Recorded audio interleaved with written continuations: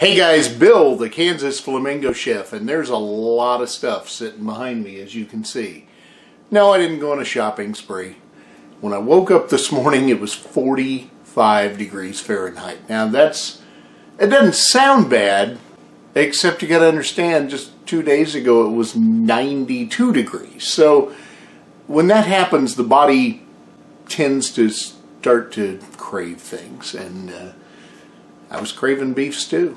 So let's make some beef stew. Beef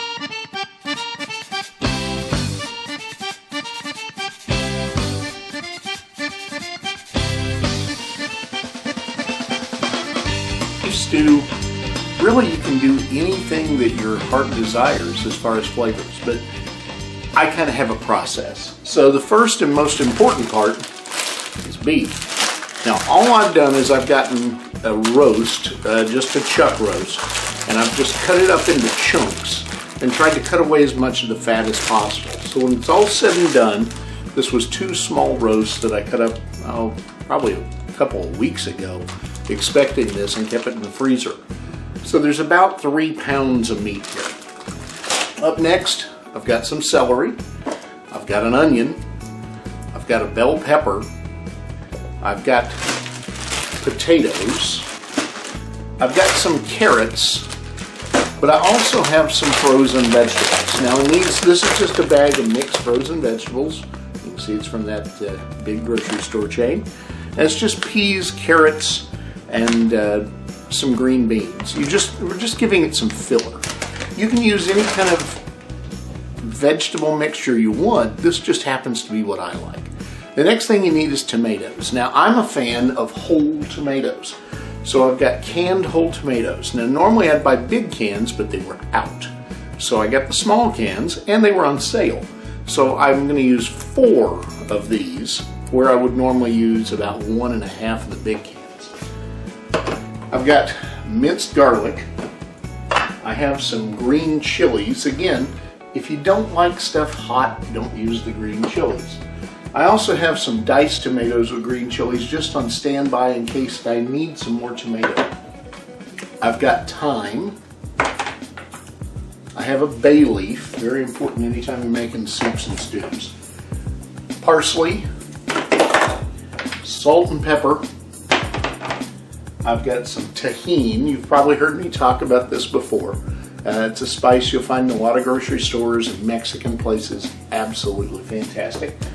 I've got a little bit of cinnamon because I'm a big believer that cinnamon makes everything better. I've got some Greek seasoning because it gives it some base. And then last but not least, I've got some oregano.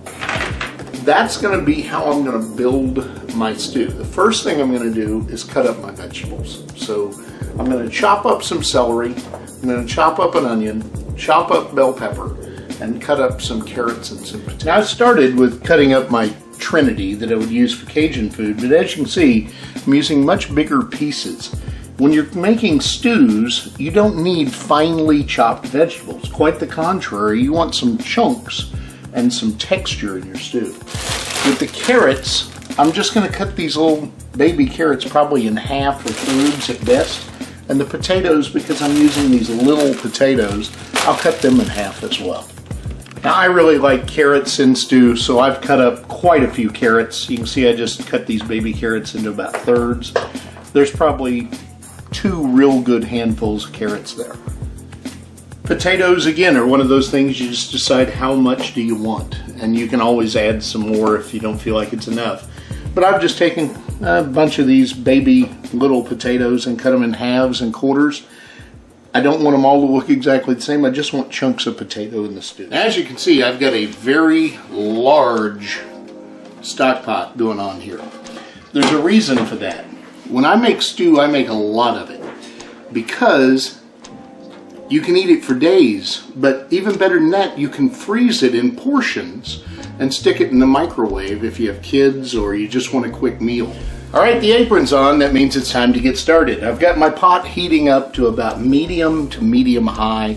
On my range, I've got it set at a 5, so about medium high. So we're gonna start by putting the beef in here. Now, I like to start by putting a little bit of garlic in, so about 1 clove, and drop that in the bottom. And I'm going to add some more in a little bit, but right now we're just going to put the 1 tablespoon in. As that starts to warm up a little bit, I don't want to burn it, and all I'm going to do is just dump in all of this meat. We're going to move that around and let it start to brown a little bit. I don't want to brown it all the way through, and then we'll start adding more to it. All right, so we're just going to make sure that any of this meat that's still frozen gets broken up, so we don't have giant clumps partially cooked. You'll see some steam start to come off of that. You just want to mix it together so the garlic intermingles with the meat. At this point, keep in mind, the thing that's going to take the longest to cook are your carrots and your potatoes. There's no big secret here. I'm going to start adding some spices, so I'm going to start with some pepper. And again, anytime you're using pepper, you just put as much pepper as you happen to like. I'm going to add some salt, which is very important because we're going to put a lot of raw vegetables in here. And there's nothing worse than unsalted soups and stews. I'm going to add a little tahini. And some Greek seasoning. And the Greek seasoning for me is kind of the base, so I'm going to use a little more of that than anything else. 1 bay leaf.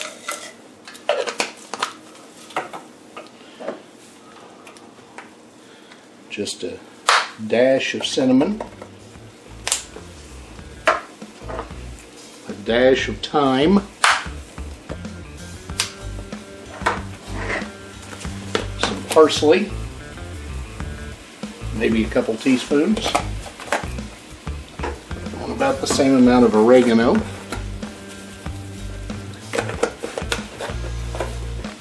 Go ahead and mix that together.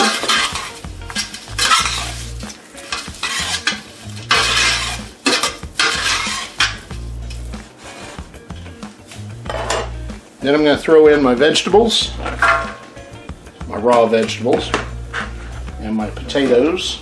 I'm going to open a bag of the frozen vegetables. And I'm actually going to use 2 bags of these, because like I said before, I'm making a lot of stew, because I'm going to freeze a bunch of it in individual containers.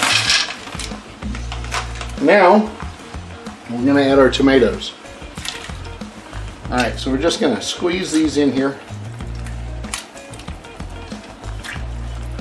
Like so.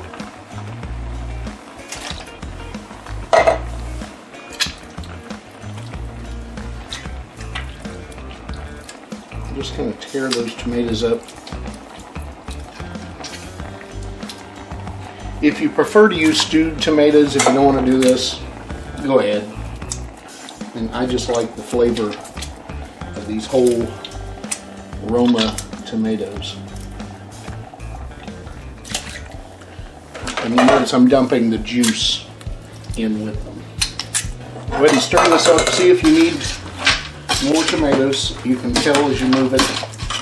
If you don't see the tomatoes, probably need a little more. And I think I'm going to go ahead and add a can of the diced tomatoes too. Okay, so our tomatoes are all in there. I'm going to add a can of diced green chilies. And then I'm going to mix all this together again.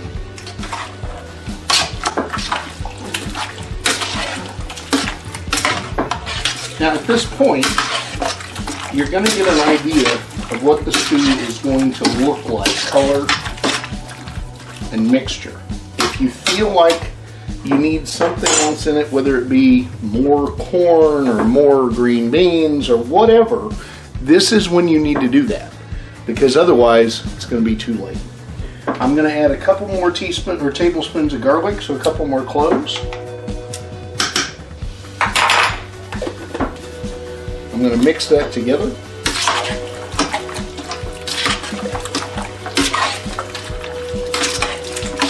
There's 2 things that you never have too much of, in my opinion. That's garlic and cinnamon. All right, so the next thing we're going to do is add stock. Now you can add water if you prefer. You can use tomato juice and water. You can use beef broth. You can use just about whatever you want. What I'm going to do is use a combination of water, beef stock, and a can of V8 juice. Okay, so I'm going to add a 12-ounce can of V8, or at least most of one, because I'm going to drink the bottom of it. So probably that's about 10 ounces.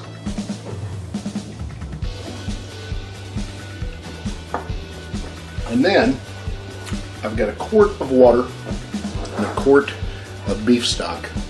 And I actually used the Better Than Bouillon beef mix, or beef and water to produce this.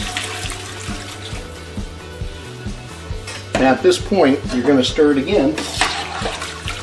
You can probably hear my dog in the background because he gets excited when he smells stew. And you should have enough water that things are floating. So at this point, I'm going to turn the heat up almost to high. I'm going to cover this, and I'm going to check it about every 30 minutes until there's a good simmer going, and then I'm just going to let it simmer pretty much the rest of the day. The dog apparently is thirsty. That's what you're hearing in the background. Okay, this has been cooking away for about 3.5 hours. The heat is sitting all the way down to 2, so just above simmer. It's still boiling, just not crazy boiling. As we take the top off, you're definitely going to see the steam and see it boiling. It's probably done, but the way you check that, as you turn this, you're going to see a lot of the liquid has reduced, which is what I want. And it could even reduce a little further, that'd be alright. But the way you check to see if it's done, you just take one of these, take a piece of meat, and just see if you can break it with your fingers. If you can, the meat's done. Same thing with potato. Just find yourself one potato, and all you got to do is just see if you can smash it with your fingers as well.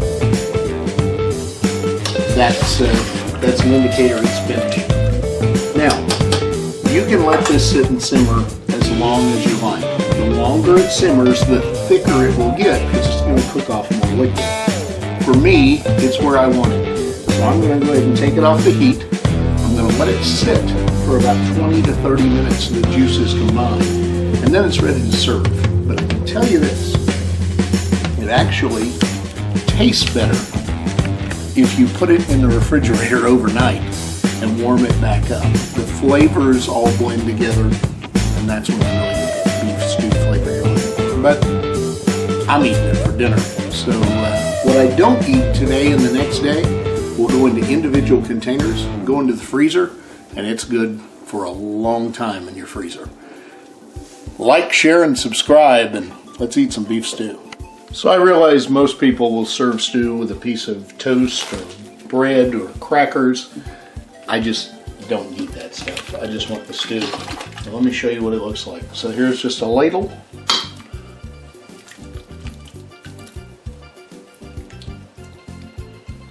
And then if you want a little extra juice, there it is. I promise you, that is good eating.